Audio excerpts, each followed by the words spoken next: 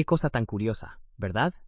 Randy se pasó la vida haciendo de personajes chistosos y exagerados en el cine, no más para terminar convirtiéndose en uno en la vida real. Uno ya no sabe si creerle o no, pero el resultado es el mismo. Un actor que fue muy cotizado y que ahora apenas si la va pasando. Número 17. Aaron Carter. Ay, la historia de Aaron Carter es de esas que te apachurran el corazón.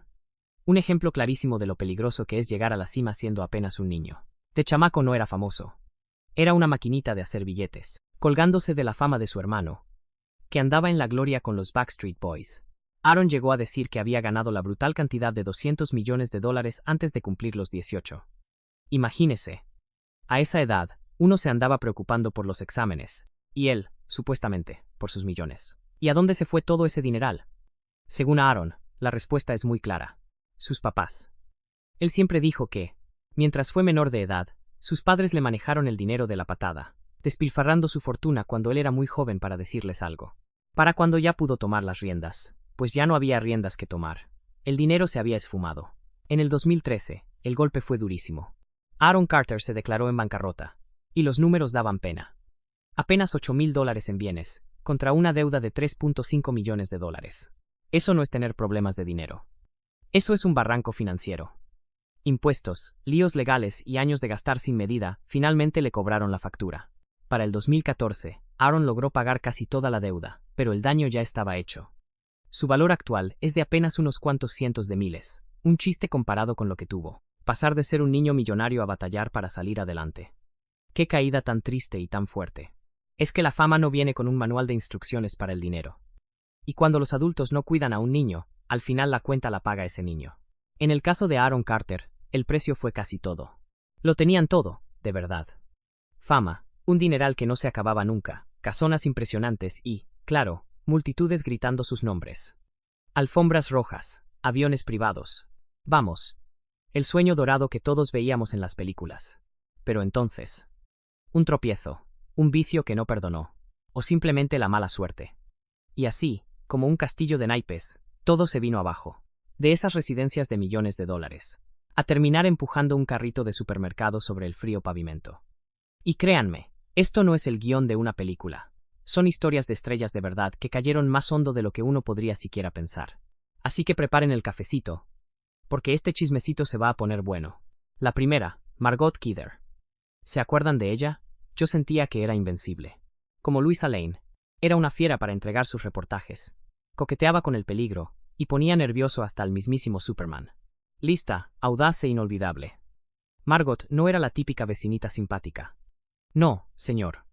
Ella era la que llegaba, pateaba la puerta y exigía saber la verdad. Todo Hollywood la quería. El público la adoraba. Su futuro parecía más seguro que un banco. Pero la vida real le pegó más duro que una locomotora. En 1990, un accidente de auto terrible la dejó paralizada un tiempo, y, peor aún, en la ruina. El Rolls Royce se esfumó. Empezaron a llegar las cuentas del hospital, las deudas se hicieron una montaña y Hollywood, tan leal como siempre, pues. Miró para otro lado. Para mediados de los 90, la mujer que nos deslumbró en la pantalla grande ya no estaba por ningún lado. Desapareció. Cuando la policía por fin dio con ella en el 96, no fue en una alfombra roja. La encontraron viviendo entre cajas de cartón. Con el pelo cortito, sin dientes, su mente hecha pedazos. La gran Louisa Lane había caído en picada. Qué ironía tan cruel, ¿no creen? La mujer que voló por los cielos con Superman no pudo mantenerse de pie en el mundo real. La fama no la salvó. El dinero se le fue como agua. Y la misma industria que la enseñó a volar, jamás se molestó en darle un paracaídas. Es de esas historias que primero te sacan una risa nerviosa y luego te la borran de golpe. Pero Margot no se dejó vencer. Luchó para salir adelante, se fue a vivir a Montana, se volvió activista y encontró ratitos de paz lejos de las cámaras y los libretos. Tristemente, en 2018, el telón bajó para siempre. Hollywood le enseñó a volar a Margot Kidder, pero vaya que también le mostró lo dura que podía ser la caída. El número 2. Leif Garrett. A finales de los 70, Leif Garrett no era famoso, era inevitable, estaba en todos lados. El flequillo, la sonrisa de ensueño y sus canciones pop sonando a todo volumen en la radio. Las revistas para jovencitas lo amaban. Las recámaras de las muchachas eran sus santuarios. Si usted era adolescente en esa época, lo más seguro es que la cara de Leif estaba pegada en su pared, juzgando en silencio a sus pretendientes. No se haga. Fama, dinero, muchachas gritando. Y el pobre ni siquiera tenía edad para tomarse una copa legalmente. Y entonces Hollywood hizo lo que mejor sabe hacer. Le dio las llaves del reino a un chamaco, y se fue a ver qué pasaba. Para mediados de los 80, las canciones exitosas se acabaron, los papeles en el cine se esfumaron y la fiesta se puso muy, pero muy oscura. Las sustancias prohibidas se robaron el show. Los arrestos empezaron a llegar, uno tras otro, como esas secuelas malísimas que nadie pidió ver. Y luego vino el choque, uno de verdad. Un accidente de coche que dejó a su mejor amigo paralítico. Una culpa que seguramente pesaba más que todos sus discos de oro juntos. La sonrisa del ídolo juvenil se borró. En su lugar, aparecían las fotos de la comisaría con más frecuencia que las portadas de sus discos. Pasaron los años, y la caída se volvió su nueva normalidad. 2004, 2006, 2010. Distintos cargos, pero el mismo encabezado en el periódico. Su fortuna se desplomó más rápido que la carrera de un artista de un solo éxito. El muchacho que antes hacía brillar las bolas de disco se convirtió en una advertencia con pies. La prueba de que la fama pega fuerte, pero sus consecuencias pegan todavía más. Hasta tiene un toque de humor negro, si uno lo piensa. El tipo que antes hacía suspirar corazones, ahora los hacía pero en la corte. Pero detrás de esa ironía hay una verdad muy cruda. En Hollywood, la juventud es como el dinero. Si te lo gastas rápido, cuando se acaba, nadie te va a fiar. Leif Garrett pasó de las luces del escenario a las luces de los postes de la calle. Una superestrella, que aprendió a la mala que no todos los regresos merecen un aplauso. La número 3, Lonnie Willison. Hubo un tiempo en que Lonnie Willison vivía el sueño californiano, ese que veíamos en las postales. Era modelo de fitness, de piel bronceada, con un abdomen de acero en las portadas de revistas, y, por si fuera poco, con asiento de primera fila en todas las alfombras rojas. Casada con uno de los galanes de Guardianes de la Bahía, no solo parecía famosa. Parecía intocable. La sonrisa perfecta, el cuerpo perfecto, la vida perfecta. O al menos eso era lo que las cámaras nos hacían creer. Pero ya sabemos que Hollywood no escribe cuentos de hadas. Le encantan los giros inesperados. Después de su divorcio en 2014, el sueño se empezó a romper, y luego se hizo añicos. El trabajo se acabó. Las cuentas se empezaron a juntar. Su salud mental se fue en picada. Y la misma industria que antes la buscaba, de repente tuvo un ataque de amnesia colectiva. Para el 2016, ya no había departamento, ya no había coche. La red de seguridad, como quien dice. Resulta que nunca existió. Unos años después, Lonnie ya no posaba para los fotógrafos. Ahora corría para esconderse de ellos. La mujer que alguna vez fue reina de las alfombras rojas, ahora empuja un carrito del súper por las calles de Santa Mónica. Quemada por el sol, con los dientes mal. Casi imposible de reconocer. Qué ironía tan espantosa. Las cámaras nunca se fueron. Solamente le cambiaron el ángulo. En Hollywood, la fama no es para siempre, es de alquiler. Y la orden de desalojo te llega sin aviso. Número 4. Wesley Snipes. En los años 90, Wesley Snipes no era una simple estrella de cine. Él solito era un género de acción. Unos abdominales que parecían tallados a mano. Y una actitud tan sobrada que le quedaba de maravilla. Y ni hablar de su lista de éxitos, como Los chicos del barrio. Los blancos no la meten y Blade. Este hombre hizo que usar lentes de sol en la noche se viera como la decisión más inteligente del mundo. Hollywood imprimía billetes, y Wesley Snipes los cobraba como si fueran almas de vampiros. Pero mientras él cazaba chupasangres en la pantalla, había otro enemigo, uno más real, que le afilaba los colmillos tras bambalinas. El fisco. Resulta que entre 1999 y 2004, el señor Snipes embolsó unos $40 millones y pagó exactamente 0 de impuestos. 0. Y para defenderse, se le ocurrió decir que era extranjero y nomás estaba de paso. Vaya jugada, ¿no cree usted? Lástima que a los de Hacienda ese cuentito de Blade Lord no les hizo ninguna gracia. Para 2008, la alfombra roja se le convirtió en uniforme de preso.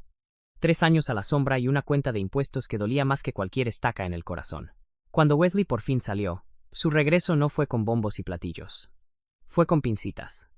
Menos entrevistas, papeles más discretos y, sobre todo, un nuevo respeto por el papeleo. Y es que, como dicen por ahí, uno puede esquivar balas, espadas y hasta la luz del sol. Pero a Hacienda no hay quien se le escape. Su historia casi da risa. ¿Cómo es posible que pasara algo así? Es un recordatorio de que en Hollywood puedes pelear con monstruos, salvar al mundo entero, y aún así perderlo todo por saltarte la parte aburrida, pagar tus impuestos. Número 5. Corey Haim. Ay, este muchacho. A finales de los 80, Corey Haim no era simplemente famoso, estaba hasta en la sopa. En las revistas para jovencitas, en los carteles de cine, en las paredes de las recámaras y, por supuesto, en los corazones de miles de muchachas que suspiraban por él. Con películas como Lucas o Jóvenes Ocultos, Corey ya no actuaba. Él era el sueño adolescente hecho realidad. Mientras otros niños se preocupaban por la tarea, a Corey le llegaban más de 2000 cartas de admiradoras a la semana. Imagínense, Hollywood ya había coronado a su nuevo rey. Pero detrás de esa sonrisa de portada de revista, se estaba cocinando una pesadilla que nadie vio venir. Mientras el mundo veía a una estrella nacer, Corey empezaba a consumir sustancias peligrosas mucho antes de tener edad para manejar. La fama le cayó de golpe. La protección, no. Y con los años, el niño que abarrotaba los cines se convirtió en la triste historia con la que los papás advertían a sus hijos. Para el 2001, Corey ya no vivía en una mansión. Vivía en el garaje de su mamá, intentando editar un video para conseguir trabajo, y vendiendo sus cosas personales solo para poder comprar una pizza. Llegó un punto en que hasta intentó vender en internet un mechón de su pelo y uno de sus dientes. Sí, así como lo oyen, pedacitos de él. Edición limitada, decían. Sería para dar risa si no fuera tan desgarrador. Su encanto nunca se fue del todo, pero el brillo de sus ojos ya se había apagado. Hollywood, ya saben cómo es. Pasó la página más rápido de lo que dura un comercial. Cuando Corey Haim falleció en 2010 por una neumonía, el último insulto llegó en silencio. Su familia no tenía dinero para pagar el funeral, y tuvo que pedir donaciones. El chico que una vez iluminó el firmamento de Hollywood, brilló demasiado fuerte, demasiado joven, y se apagó demasiado rápido. En esa ciudad, ser una estrella infantil no es una bendición. Es una mecha que se consume a toda velocidad. Y la de Corey se acabó muy pronto. Número 6. Danny Bonaduce. En los años 70, Danny Bonaduce lo tenía todo. Fama, dinero, y un lugar asegurado en la familia más querida de la televisión. Como el pelirrojo bromista de la familia Partridge, ¿se acuerdan? Contaba chistes, se robaba las escenas y vivía el sueño de cualquier niño. Los fans lo adoraban. ¿Qué podría salir mal? Pues, en pocas palabras, todo. Detrás de esa sonrisa pícara, se escondía un caos que solo estaba esperando su momento para salir. Para principios de los 90, la vida de Danny ya no parecía una comedia familiar, sino una de esas series de policías. En 1990, figúrense nomás la ironía, fue a Florida para presentar un evento infantil contra las drogas, y lo arrestaron justo cuando intentaba comprar. Ni a propósito sale algo así. Un año después, otro arresto. Esta vez, su carrera en la radio se fue a pique. Hollywood dejó de llamarle y la fama, pues, hizo sus maletas. Y entonces tocó fondo, pero con letras mayúsculas. Danny terminó viviendo en su coche, estacionado detrás de un contenedor de basura, a unos pasos de su propia estrella en el Paseo de la Fama de Hollywood. Los turistas pasaban y le pedían autógrafos, mientras toda su vida cabía en el asiento trasero. Las risas grabadas de la televisión habían sido reemplazadas por el ruido de los camiones de basura y el puro arrepentimiento. Pero aquí viene el giro en la historia, de esos que le encantan a Hollywood. Danny no se quedó ahí tirado. Se metió a rehabilitación, buscó ayuda y, poco a poquito, broma a broma, fue reconstruyendo su vida. Para el 2011, ya era el conductor de un exitoso programa de radio en Seattle, demostrando que a veces, las historias más increíbles de superación personal empiezan detrás de un bote de basura. Danny Bonaduce pasó de ser una estrella de la tele a un escándalo de revista, y de ahí a una historia de redención. En el lenguaje de Hollywood, eso no es un fracaso. Ese es un final de temporada que nadie se esperaba. Número 7. Randy Quaid. Randy Quaid no era un actor más en Hollywood. Era de la realeza. Más de 90 películas, nominado a un Oscar y para siempre inmortalizado como el primo Eddie, ese pariente desastroso y adorable que, de alguna manera, se sentía demasiado real. Randy interpretaba tan bien el caos que, con el tiempo, la línea entre el personaje y la vida real simplemente se borró. Y ahí fue cuando la trama se le salió de las manos. En 2009, a Randy y a su esposa los arrestaron por supuestamente usar una tarjeta de crédito falsa para no pagar la cuenta de un hotel. No es exactamente el comportamiento de un nominado al Oscar. Un año después, la cosa pasó de extraña a increíble, cuando la pareja se metió a la fuerza en la que había sido su antigua mansión en Santa Bárbara y se instalaron en la casa de huéspedes como si nada.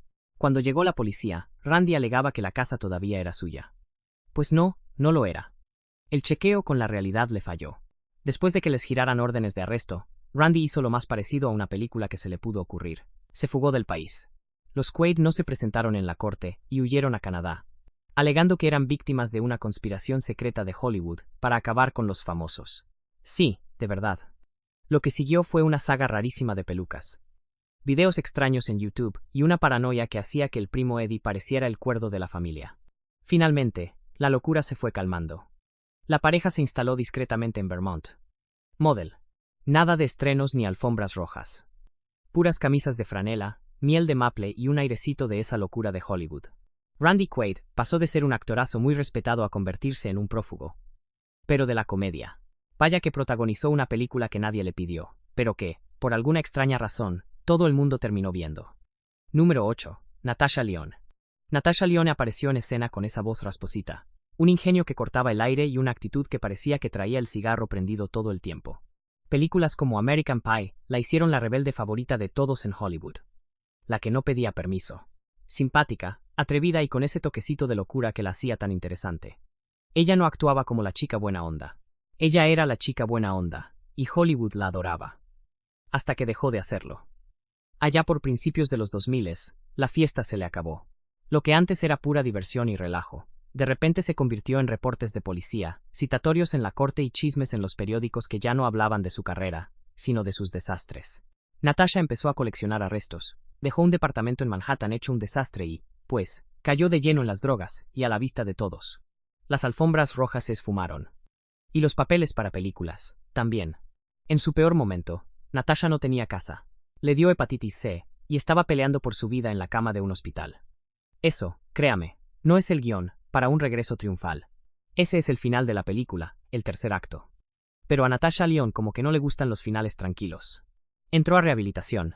Se limpió y reconstruyó su carrera ladrillo por ladrillo, con papelitos chiquitos pero que dejaban huella. Sin atajos, sin milagros de un día para otro. Nada más pura garra, y un talento que no se apaga con nada. Poquito a poquito, la industria se fue acordando de la joyita que habían perdido. Y entonces llegó Orange is the New Black. El papel perfecto, hecho a la medida de su caos, que convirtió todo su dolor en fuerza. Y el público se volvió a enamorar de ella. Ahora es protagonista, productora y la estrella de exitazos como Poker Face. Natasha es la prueba de que tocar fondo no es una tumba, sino un trampolín. Se estrelló, se quemó, regresó arrastrándose y, de alguna manera, salió más entera que nunca. La misma voz, el mismo carácter. No más que con menos visitas al juzgado. Número 9. Erin Moran. Allá por los años 70, Erin Moran era como la hermanita de todo México. La inolvidable Joanny Cunningham en Días Felices. Era una monada, simpática y adorable a más no poder.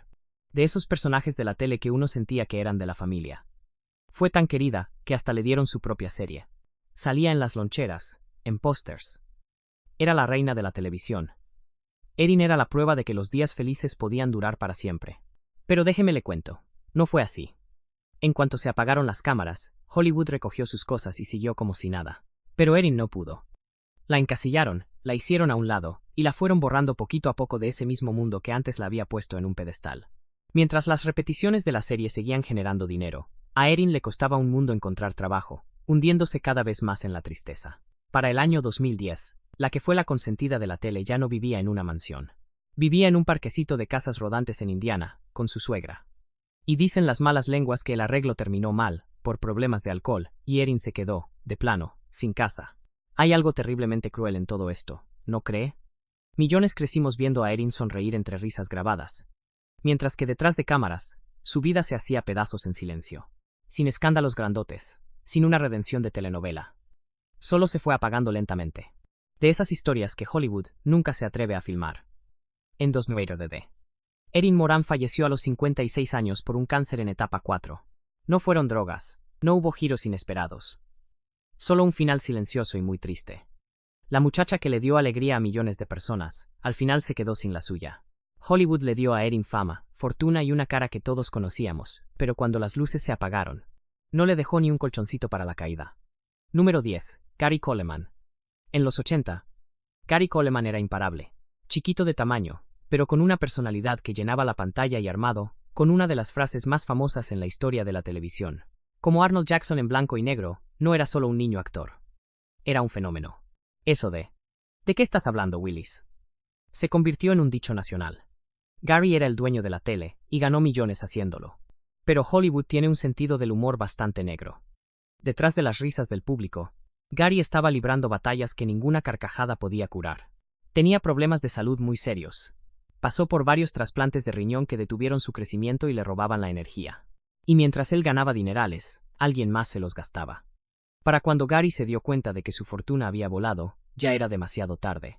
Demandó a sus papás y a su manager, y aunque ganó el juicio, de todos modos terminó en la bancarrota. Porque una cosa es ganar en la corte, y otra muy distinta es ganar en la vida. El paso a la vida adulta le pegó más fuerte que cualquier chiste malo. Los papeles dejaron de llegar. Los escándalos venían uno tras otro. Y la depresión no tardó en aparecer. Para los años 2000, a Gary se le conocía más por sus problemas con la ley que por sus actuaciones. El niño que una vez fue el rey de la televisión, ahora trabajaba como guardia de seguridad, vendiendo autógrafos y luchando por salir adelante, mientras el mundo se seguía riendo con las repeticiones de su niñez. Cuando Gary Coleman falleció en 2010, con apenas 42 años, la gente lo lamentó, pero como en secreto. El pequeño gigante que se echó al hombro toda una serie, nos dejó una lección más grande que cualquier chiste. En Hollywood, el talento te puede hacer famoso, pero no te salva de nada. Gary demostró que ser chiquito no le impidió brillar con luz propia.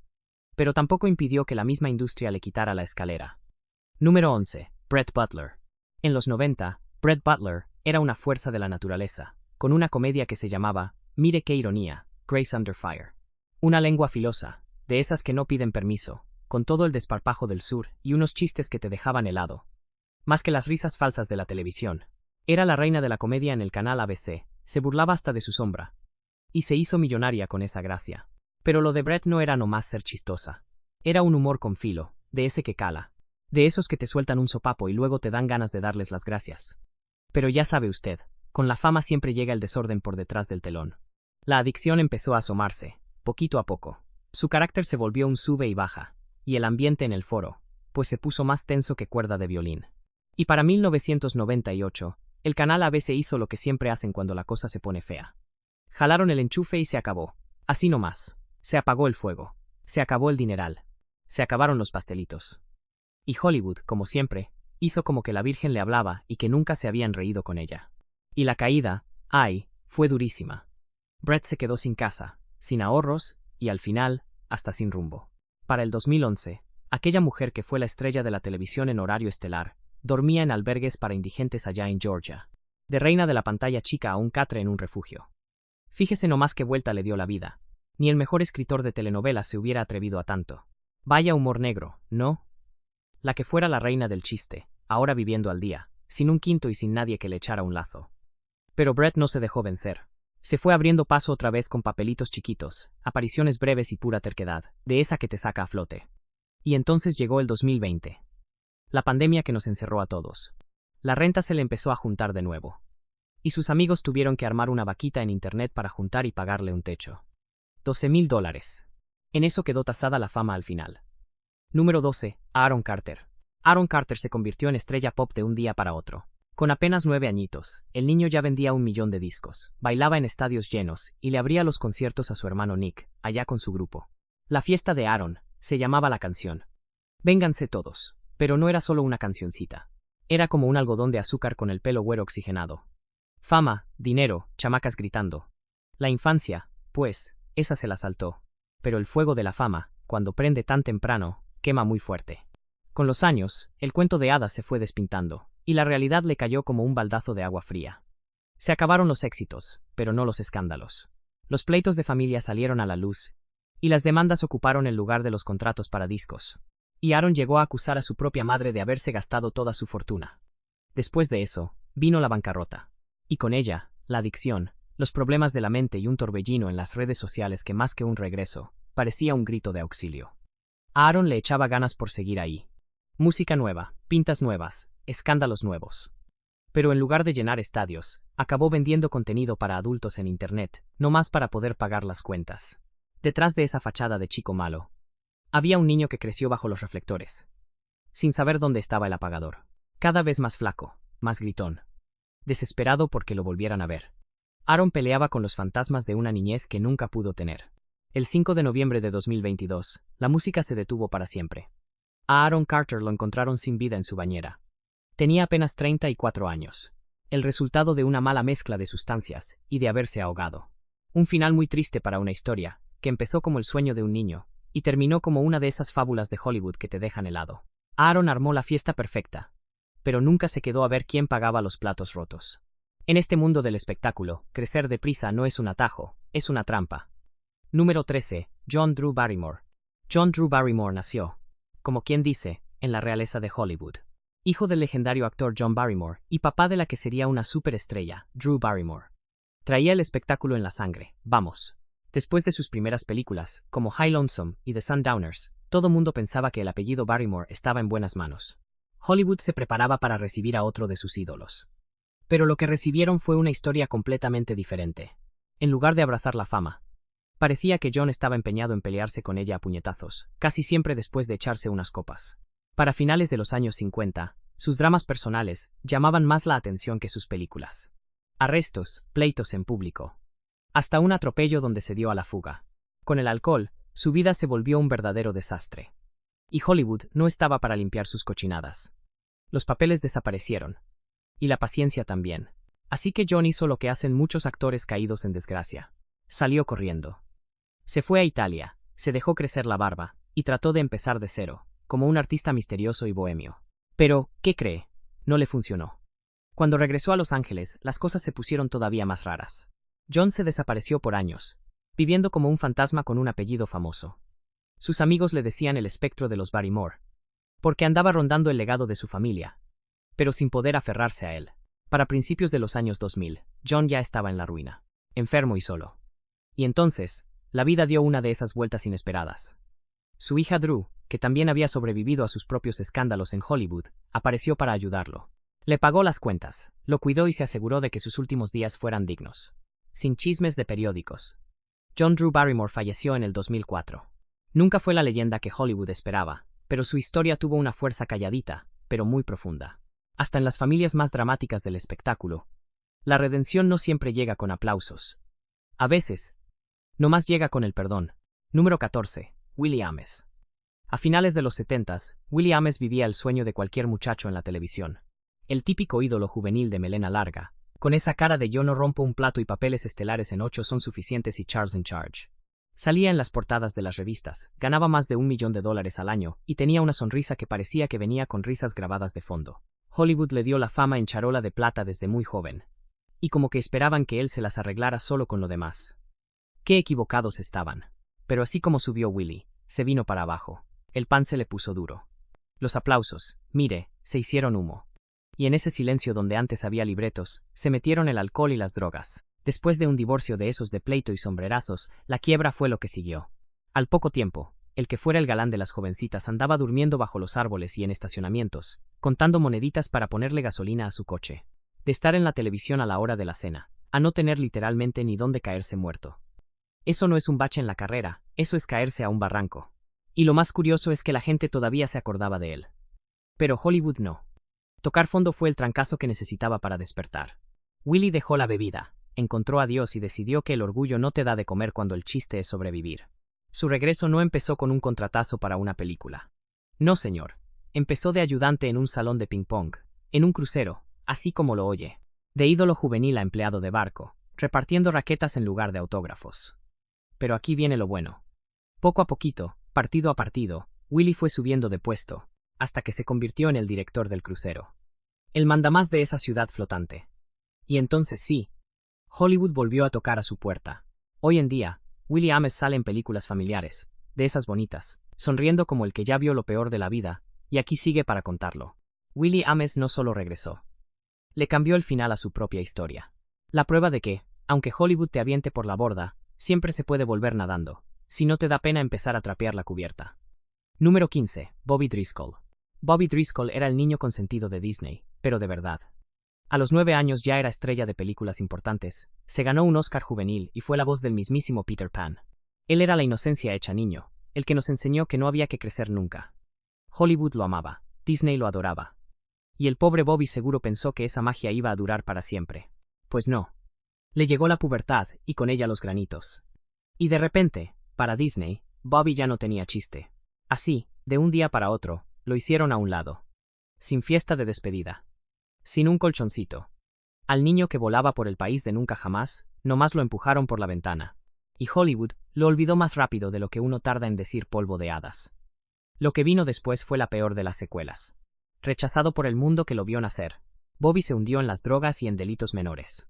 Las alfombras rojas se cambiaron por fichas policiales. Estuvo en rehabilitación, intentó volver al teatro, pero ya nadie quería comprar un boleto para verlo.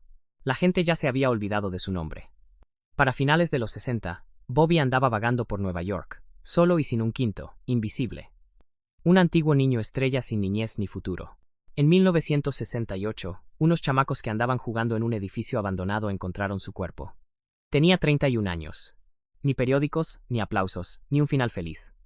Qué ironía tan cruel, ¿verdad? El niño que le dio voz a Peter Pan, el que nos prometió que nunca creceríamos, fue destruido por una industria que precisamente lo obligó a crecer de golpe. En Hollywood la magia existe, sí, pero también tiene fecha de caducidad. Número 16. Marvin Gaye. Marvin Gaye no nomás cantaba canciones de amor, él inventaba el ambiente. Su voz tenía el poder de derretir el hielo, de arreglar matrimonios y de hacer que la radio de la sala sonara a cena con velitas.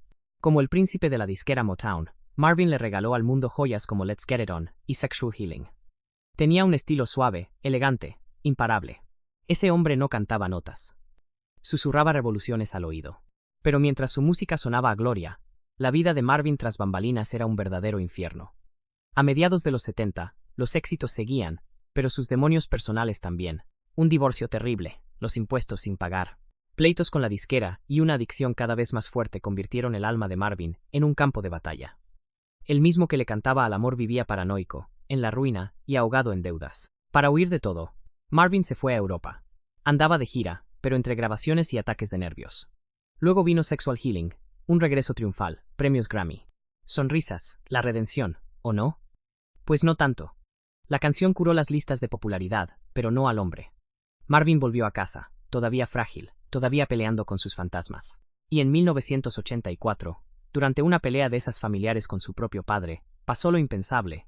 La voz que definió a toda una generación fue silenciada por el hombre que le dio la vida. Y lo más triste, es que Marvin se murió debiendo casi $10 millones. Una leyenda que le dio al mundo tanto amor, tanta alegría, y que nunca encontró un poquito de paz para él. Su historia es de una ironía que cala los huesos. La voz más suave de la música, atrapada en el dolor más profundo. Marvin Gaye nos demostró una cosa. Puedes ponerle la música a la felicidad de otros y aún así perder la tuya. En Hollywood y en la música, el talento te puede hacer inmortal, pero no te hace inmune. No te pone a salvo. No te pone a salvo. No te pone a salvo. Uno cree que perderlo todo es el peor final. Pero no. Porque algunas celebridades no solo cayeron, se destruyeron solitas. Número 1. Kim Basinger. En sus mejores tiempos, Kim Basinger no era famosa, era de la realeza de Hollywood. Olvídese de que era una actrizaza, guapísima, ganadora del Oscar y estrella de exitazos como Batman. Tenía el tipo de fama que, por lo general, te asegura la vida para siempre. Dije por lo general. En lugar de invertir en acciones, o en algo con sentido común, a Kim se le ocurrió invertir su dineral en algo atrevido. Y por atrevido, quiero decir que se compró un pueblo entero. Sí, así como lo oye, un pueblo completito en Georgia. ¿Cuál era el plan? Hacerlo un paraíso para turistas. ¿Y el resultado? Una manera muy rápida y dolorosa de perder $20 millones. Resulta que administrar un pueblo es un poquito más complicado que hacer películas. Pero espérense, que el enredo se pone mejor. Casi al mismo tiempo, Kim se metió en un pleito legal marca Diablo por una película llamada Boxing Helena. Ella había dicho de palabra que sí la hacía, pero se echó para atrás cuando le cambiaron el guión. Pero el estudio no se fue de brazos cruzados, Le metieron una demanda por $8.1 millones. Y aunque el juez les bajó el castigo casi a la mitad, el trancazo ya estaba dado. Así que entre que no pudo comprar el pueblo y el relajo que se armó en los juzgados, la pobre de Kim Basinger se declaró en bancarrota. Allá a principios de los 90. Y de repente, una de las caras más famosas de Hollywood, hasta el cuello de deudas. ¿Y todo por qué? Por confiar en un trato de palabra y pensar que ser dueña de un terreno era lo mismo que ser dueña de todo el pueblo. Uno puede ser una belleza, tener talento y ser famoso, pero si te compras un pueblo sin tener un plan, ni todo Hollywood te saca del apuro. Número 2. Burt Reynolds. En los años 70 y 80, Burt Reynolds no era un actor nomás, era el actor. Con esos exitazos como Dos pícaros con suerte, que seguro usted recuerda. Burt se convirtió en uno de los actores mejor pagados del mundo, juntando una fortuna de unos $60 millones. Y ándele, que los gastó como si creyera que el dinero nunca se le iba a acabar. Que si varias mansiones de lujo, órale. Carros arreglados a su gusto, por supuesto. Un avión privado, un helicóptero, 150 caballos y, por alguna razón que solo él sabrá, como $100,000 en peluquines. Pero, fíjese lo que son las cosas. Nada de eso fue lo que lo dejó en la calle. El verdadero culpable de esta historia fueron los restaurantes. Para ser exactos, una cadenita llamada Po Folks. El representante de Burt le llenó la cabeza de que era una inversión maravillosa. Pues no, no lo fue. Y cuando ese negocio se fue a pique, la gran solución fue meterle dinero a otra cadena de restaurantes. Porque claro, ¿cómo no tropezar 2 veces con la misma piedra? Nomás ese chistecito les costó a Burt y a su socio $20 millones. Si a eso le sumamos un divorcio que le salió carísimo y un préstamo gigante que no le pagó a la televisora CBS, el galán que parecía intocable de pronto ya no sentía el agua, sino que la tenía hasta el cuello. Para 1996, Burt Reynolds se declaró en quiebra, con una deuda de $10 millones. Uno puede escaparse de la policía en las películas todo el día, pero de las malas inversiones, de esas no te salva nadie. Sobre todo si sirven mala comida. Número 3. Mike Tyson. Mike Tyson no nomás ganó dinero, sino que hizo pedazos la idea de que el dinero tiene un límite. En sus mejores tiempos, cada golpe que tiraba valía millones. Y antes de que uno pudiera decir knockout, Tyson ya tenía una fortuna de unos $300 millones. Eso no es ser rico. Eso es tener dinero para aventar para arriba. ¿Y qué hizo con él? Pues todo lo que no se debe hacer. Después de pasar un tiempo en la cárcel, Tyson regresó para pelearse. Pero ahora contra su propia cuenta de banco. Compraba tigres de Bengala como si fueran pescaditos de colores. Se gastaba millones en carros de lujo, y armaba unas fiestas tan bárbaras que, según las malas lenguas, costaban $400,000 por noche. Y como la sencillez nunca fue lo suyo, le regaló a su exesposa una tina de baño de oro macizo de $2 millones. Porque, claro, nada dice ya te superé como bañarse en un tesoro. Pero aquí viene el golpe final. Tyson no solo gastaba rápido. Gastaba a lo loco, sin control. Abogados, impuestos que no pagaba, la manutención de los hijos y compras por impulso, todo se le juntó más rápido de lo que caían sus rivales en el ring. Para el 2003, el hombre que aterrorizaba a los pesos pesados estaba en la ruina. Mike Tyson se declaró en bancarrota, con una deuda declarada de $23 millones. Así como lo oye. De tener 300 millones a deber millones. Es la caída más fea de esta lista y, la verdad, hasta parece de película. Tyson no perdió su fortuna. La pulverizó. Número 4. 50 Cent. Hubo un tiempo en que este rapero, 50 Cent, no solo era rico, era intocable. Discos exitosos, giras con todos los boletos vendidos. Negocios por todos lados. Con sus canciones sonando sin parar, su fortuna llegó a ser de unos $150 millones. La vida le sonreía, y bonito. Y entonces, llegó el internet, y con él una metida de pata monumental. A 50 Cent se le ocurrió subir a la red un video privado de la exnovia de otro rapero. Como se imaginará, al otro no le causó ninguna gracia. Y que se le viene encima una demandota. El tribunal le ordenó a 50 pagar $7 millones por los daños, y eso fue apenas el comienzo de su resbalón financiero. Al mismo tiempo, sus otros negocios estaban perdiendo dinero sin que se diera cuenta. Malas inversiones le costaron otros 10 millones. Y de repente, le debía dinero a gente que uno nunca quisiera tener de enemiga. Estilistas, entrenadores y otros profesionales que, créame, tienen muy buena memoria para las facturas. En lugar de recibir otros 9 balazos, a 50 Cent le tocó un golpe distinto en el Tribunal de Quiebras. Se declaró en bancarrota en el 2015, diciendo que era una jugada estratégica. Y bueno, para ser justos, un poco sí lo era. Le ayudó a proteger sus bienes y a poner en orden sus cuentas. Pero aún así, pasar de ser el rey del rap a andar enredado en papeles legales como que le quitó todo el chiste, ¿no cree? El final de la historia, como en toda buena película, es que logró regresar. 50 Cent se las arregló para volver a ser millonario gracias a contratos en la tele y a que fue muy listo con su marca. Pero incluso hoy, su fortuna es apenas una sombra de lo que fue. La prueba de que una tontería en internet puede salir más cara que un collar de diamantes. Número 5. MC Hammer. A principios de los 90, MC Hammer no era famoso, era una epidemia. Su exitazo, Can't Touch This, lo convirtió en una maquinita de hacer dinero. Ganando casi $30 millones al año. Cuando ya tenía guardados en el banco otros 70 millones. Cualquiera de nosotros le hubiera bajado 2 rayitas, ¿verdad? Pues Hammer no. Él le metió todo el acelerador. Primero, la mansión. Un palacio que se mandó a hacer y que le costó $30 millones. Tenía albercas adentro y afuera. Controles de alta tecnología y 3 cascadas. Porque, pues se ve que tener una sola cascada es de gente común y corriente. Luego vinieron los gorrones. Hammer no movía un dedo, y contrató a unas 200 personas para que le hicieran todo. Lo que le costaba más o menos $500,000 al mes. Eso no es una nómina, es para fundar un pueblo. Y espérense, que todavía falta. Que si los carrazos de lujo, que si los caballos, que si la ropa de marca. Un gastadero sin fin, como si la maquinita de hacer billetes nunca se fuera a apagar. ¿Les adelanto el final? Claro que se apagó. Hammer se gastaba el dinero más rápido de lo que le caía. Y en 1996, pues la realidad le tocó a la puerta. MC Hammer se declaró en quiebra, debiendo 13 millones de dólares. Le debía a Hacienda, a las tiendas departamentales, a las compañías de limusinas, y hasta a su propio hermano. Todo se fue a la venta, desde los carros hasta la ropa. Lo que nos demuestra que cuando uno vive como rey pero sin planear, el reino se le cae a pedazos bien rapidito. La lección es que hay algo que sí es intocable, y se llama presupuesto. Número 6. Toni Braxton. Ay, Toni Braxton. Tenía un vozarrón de esos que le rompen a uno el corazón. Lástima que con la misma fuerza le dejó vacía la cuenta del banco. Cuando un Break My Heart sonaba hasta en la sopa en el 96, durando 11 semanas en primer lugar, Toni se convirtió en una megaestrella. La fama era inmensa. Los cheques, también. Y el dinero. El dinero se le fue de las manos que ni cuenta se dio.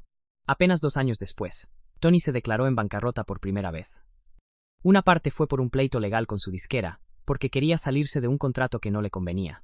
Pero tiempo después, la propia Toni confesó algo todavía más sorprendente. Se gastó millones en cosas para la casa.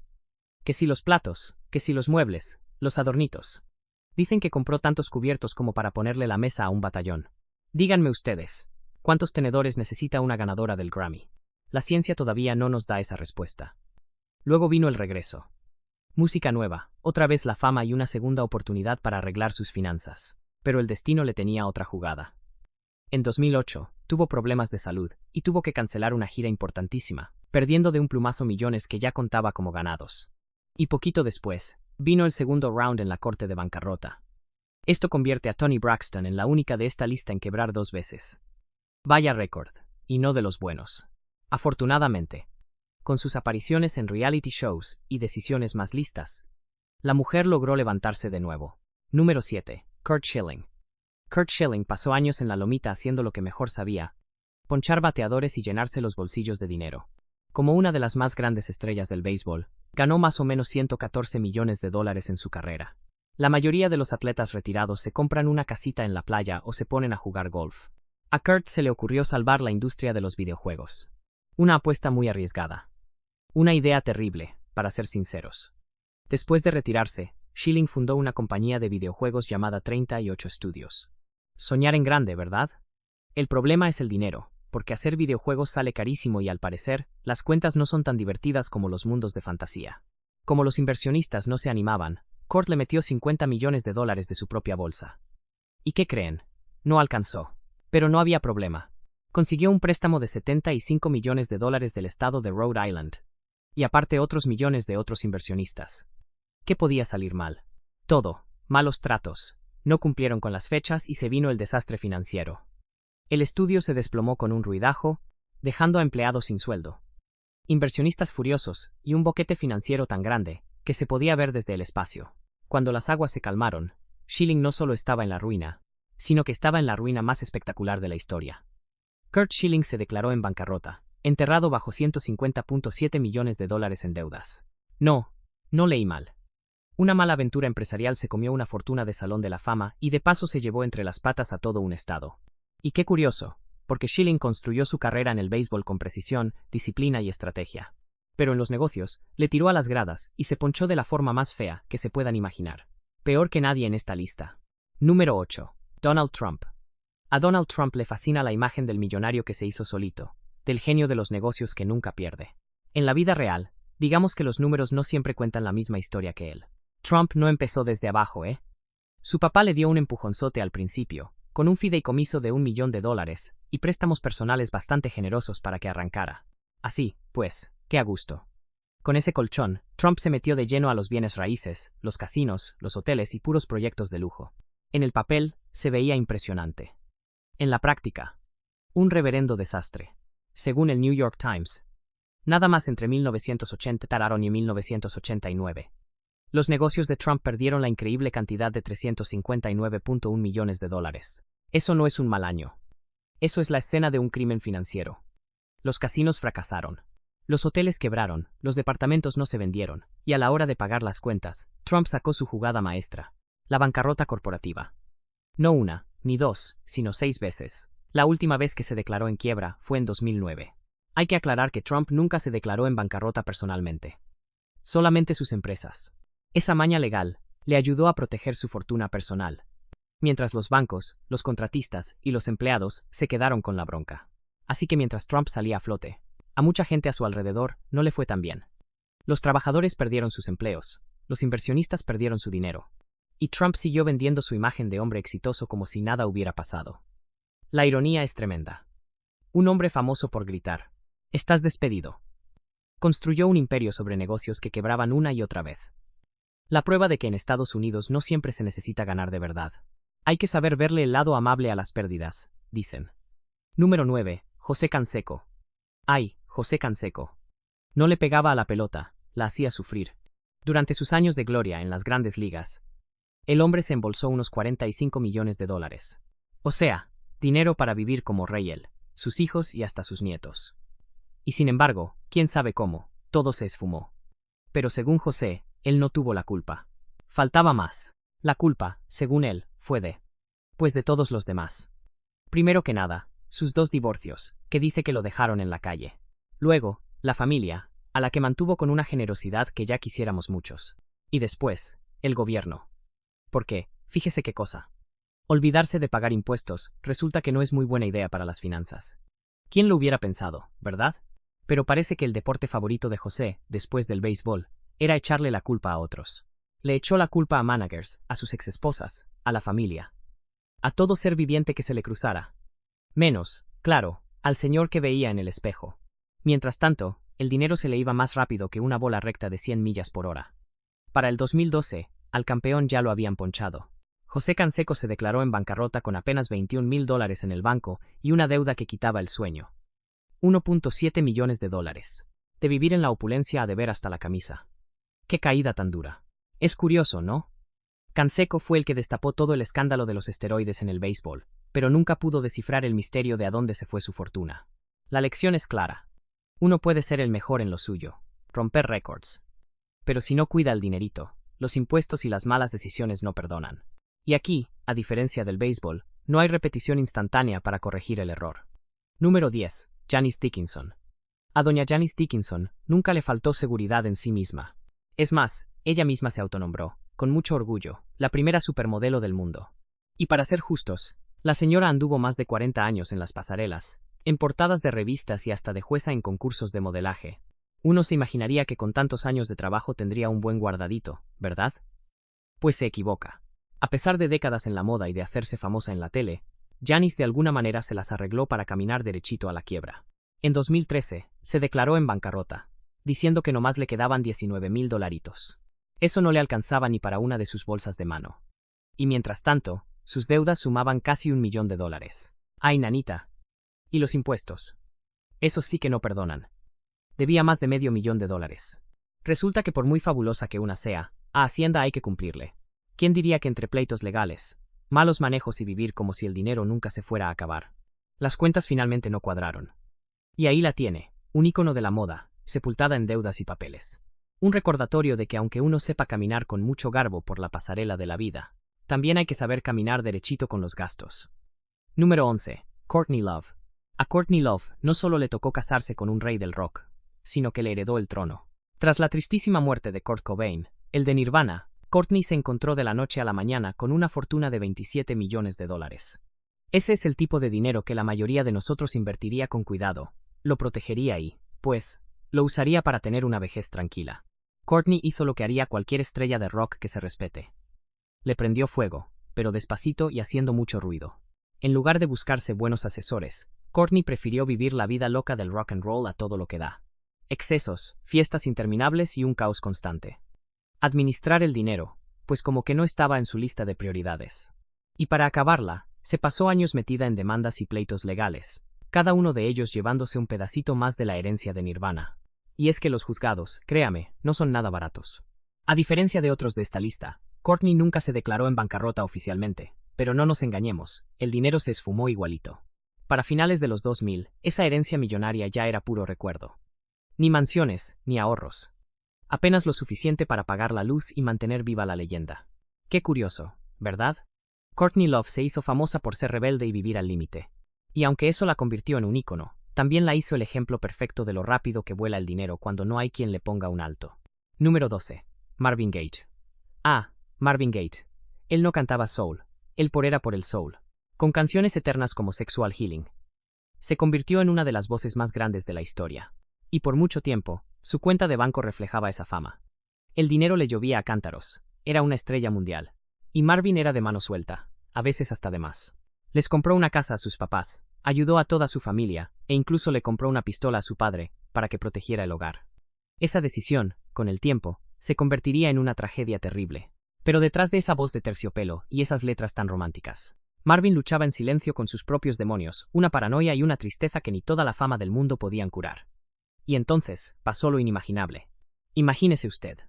Un día antes de que Marvin cumpliera sus 45 años, su propio padre le quitó la vida de un disparo. Y lo hizo con la misma pistola que Marvin le había comprado. Sigue siendo una de las tragedias más fuertes y dolorosas en la historia de la música. Una historia tan triste y oscura que parece sacada de una novela. Y bueno, el desastre financiero que dejó fue igual de terrible. Cuando Marvin Gaye falleció, su herencia estaba hundida en deudas por $9.2 millones. A pesar de haber tenido éxito tras éxito por décadas, una mala administración y sus problemas personales, lo dejaron en la ruina. Por suerte, su música, ese tesoro que nos dejó, resultó ser más fuerte que todos los que le cobraban. Las regalías de sus canciones ayudaron a pagar esas deudas enormes y, la verdad, bastante rápido. Qué ironía, ¿verdad? Marvin dedicó su vida a crear música que le curaba el alma a millones de personas, pero no pudo encontrar la cura para su propio dolor. Su historia nos deja pensando que el talento, la fama y todo el dinero del mundo no sirven de nada si uno no tiene paz. En el caso de Marvin Gaye, su música se quedó para siempre, aun cuando todo lo demás se le vino abajo. Número 13. Nicolas Cage. Ay, Nicolas Cage. Él es la prueba de que se puede ser un actorazo de primera y un completo despilfarrador al mismo tiempo. Vaya que sí. En sus mejores tiempos, a Cage no solo le iba bien. Nadaba en billetes. Literalmente. Para el 2010, se embolsaba unos $40 millones al año y ya había juntado una fortuna de unos $150 millones. Para la mayoría de nosotros, eso significa no volver a preocuparse por el dinero en la vida. Para Cage, significó encontrar formas muy originales de gastárselo. Y se puso bastante raro el asunto. Nicolas Cage se aventó una de las rachas de compras más exageradas que se han visto en Hollywood. Se compró un montón de casas de lujo, incluyendo una mansión de $25 millones en Newport Beach, una casa embrujada en Nueva Orleans, 2 castillos europeos. Y claro, ¿por qué no?, su propia isla privada en las Bahamas. ¡Qué ocurrencia! Y como si no fuera suficiente, a Cage se le ocurrió decorar sus casitas con cosas como un pulpo de mascota, que le costó $150.000, y el cráneo de un dinosaurio de $270.000. Porque claro, no hay nada como invertir en huesos prehistóricos para asegurar el futuro. Pero la fiesta se acabó cuando le llegó la cuenta de los impuestos prediales que no había pagado. Y eran muchos.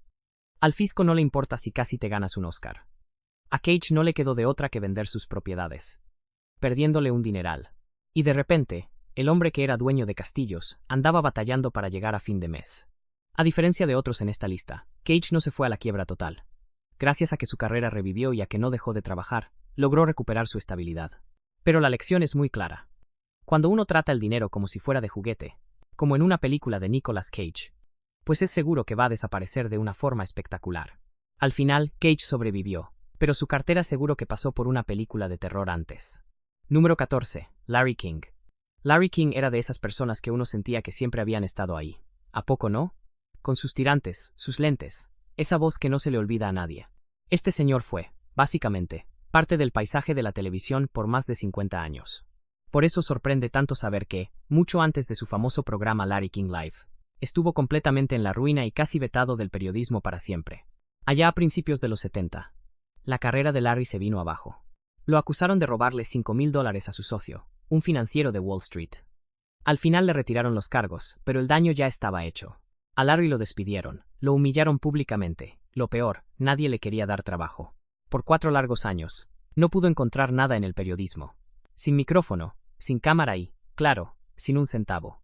Para 1978, la cosa estaba color de hormiga. Larry King debía $350.000, que en ese entonces era una millonada. Sin trabajo fijo y sin ver la salida, se declaró en bancarrota. De ser una promesa de la radio a ser un desastre financiero. Vaya que la vida da vueltas. Pero aquí es donde la historia cambia.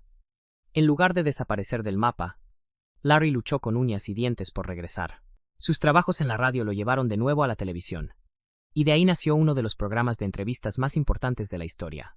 Entrevistó a presidentes, a estrellas de cine, a dictadores. Vamos, a cualquiera que estuviera vivo, y fuera noticia. La ironía es que uno de los hombres que se veía más tranquilo y sereno en la tele, tenía un relajo total en su vida personal. La prueba de que hasta las personalidades más calmadas que vemos en la pantalla esconden un pasado de caos. La lección que nos deja. Uno puede perder su dinero, su trabajo y hasta su reputación. Pero si aguantas vara lo suficiente, chance y terminas entrevistando a todos los que alguna vez dudaron de ti. Y ahora, el número 15, Stephen Baldwin. Stephen Baldwin es de esos actores de Hollywood que tienen una lista de películas que suena mucho más importante de lo que en realidad fue su cuenta de banco. Salió en películas de culto como Los sospechosos comunes y Nacido el 4 de julio. Y por un tiempo, parecía que le iba bastante bien. Sin embargo, hoy en día, mucha gente lo ubica más por ser el suegro de Justin Bieber, lo que hace que todo lo que pasó después sea un poquito más incómodo. A pesar de todos sus años en el cine y de conocer a medio mundo en la industria, Steven se las arregló para quedarse sin un quinto. En 2009, se declaró oficialmente en bancarrota, y ahí salió a la luz que debía $2.3 millones. Y no crea que fue una bancarrota de esas de artistas que siguen viviendo como reyes. No, esta fue de a de veras, con papeles y corte. ¿Y a dónde se fue todo el dinero? Una bola de nieve de malas jugadas con el dinero. Impuestos que no se pagaron y problemitas legales que se fueron juntando en silencio, lejos de las cámaras. Pero a diferencia de otras quiebras de gente famosa, aquí no hubo fiestas locas ni derroches absurdos. No, señor. Lo suyo se fue apagando poquito a poco, sin hacer ruido. Y la verdad, eso a veces es hasta peor. Le tomó casi 10 años poder salir de ese hoyo. Una década entera pagando deudas. Reajustando todo y aprendiendo a la mala que querer vivir como estrella de cine sin el sueldo de estrella. Pues es como querer hacer un buen mole sin todos los chiles. La lección es sencilla. La fama prestada no paga la renta. Uno puede salir en películas famosísimas, casarse con alguien de la realeza musical y aún así terminar en la calle si el dinero te maneja a ti y no al revés. En este mundo del espectáculo, el talento te abre la puerta, pero las cuentas, esas siempre dicen la última palabra. Número 16. Randy Quaid. Con peliculones como Día de la Independencia, ¿se acuerdan? Uno pensaría que Randy Quaid era de esos actores que ya ni necesitaban ver cuánto tenían en el banco. Buenas películas, buenos cheques, una carrera sólida. Entonces, ¿qué hace en una lista de gente que lo perdió todo? Agárrense, que esto se pone raro. En lugar de disfrutar su fortuna tranquilamente, Randy se pasó años haciendo exactamente lo contrario. Se la vivía en hoteles de lujo, dejaba unas cuentas gigantescas sin pagar. Y claro, se metía en un lío tras otro con la policía. Pero espérense, que según él y su esposa, Ewa, nada de esto era por despistado. Ellos juraban y perjuraban que estaban gastándose el dinero a propósito para huir de unos tipos llamados los aniquiladores de estrellas de Hollywood. Y no es el título de una película. Según Randy, son un grupo secreto, una secta, que se dedica a robarles la fortuna a los actores. ¿Y cuál era su brillante solución? Quedarse sin un peso para que a nadie se le antojara hacerles daño.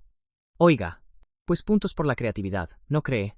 Y mientras esa historia de película andaba en todos los periódicos, sus finanzas se iban secando en silencio. Entre abogados, deudas y andar a salto de mata, pues el dinero se le fue como agua entre las manos. Aunque nunca se declaró en bancarrota oficialmente, su fortuna, dicen, ahora es de menos de $1 millón. Lo que, irónicamente, lo convierte en un blanco bastante poco interesante para cualquier secta de asesinos.